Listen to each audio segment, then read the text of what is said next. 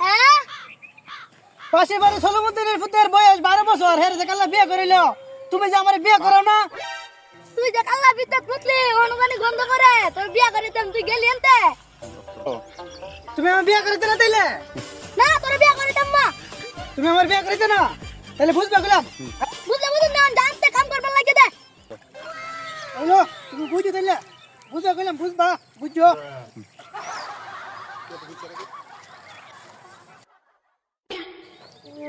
ইয়ো শোনো মিয়া ভাই তোমার পুত্রে দে ভাই দরবার জমাইল তোমার পুত্রে বলে বিয়া করো না কাহিনীটা কিতা কিতা কোন মেম্বার সাহেব চলে আইন বাজ্জা দি কিতা করুন যা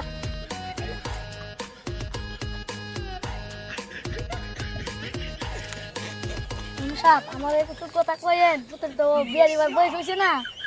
এটা আপনি পাপানি আইন আরে মেমোসা ভাইছেন আইছি আইছি আচ্ছা বন বন এই শুনো মিয়া এই তুমি না হারো কি দবা লাগাইছো এই তুই কই রে এই কই রে বাতি যা এই ফুলা না বস আচ্ছা বস তুই বস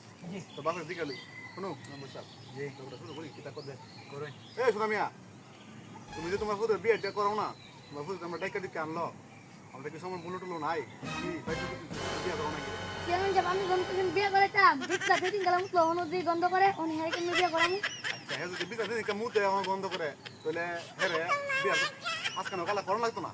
পুরো তখন বড় হইছে বলে বিয়ে করন তো লাগতো সারা দিব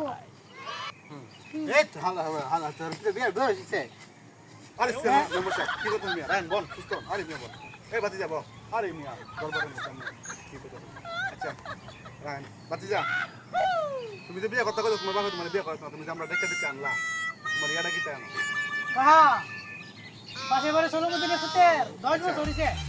বুঝলি কাল্লা বিয়ে করে আনছে আজকে আমার 19 বছর আমার আব্বা আমার ওখানে বিয়ে করে না তোর পুত্র করব তোর দেও দা 12 বছর কতক্ষণ করে আমার 19 বছর হইছে না না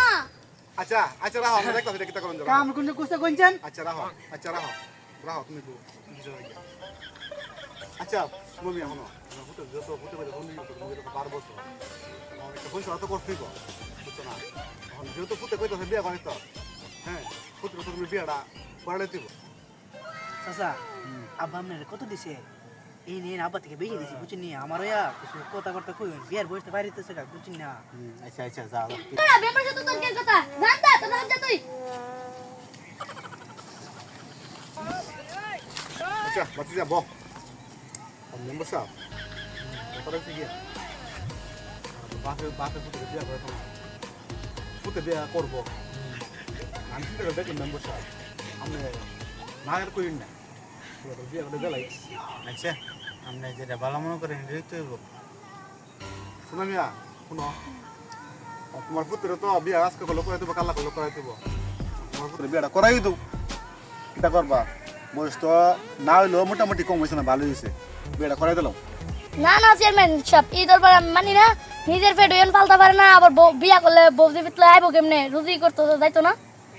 আচ্ছা আচ্ছা তোমরা বিয়ে করাই দাও না তোমার পুত্রে না আচ্ছা বিয়ে যদি না করো তোমরা তোমরা সামলাও আমরা জায়গা এই মেম্বার সাহেব জায়গা আমরা ওরা কথা না মানলে আর আমরা রানছি এই তুমি আমার বিয়ে করাইতে না করে তুই না আমার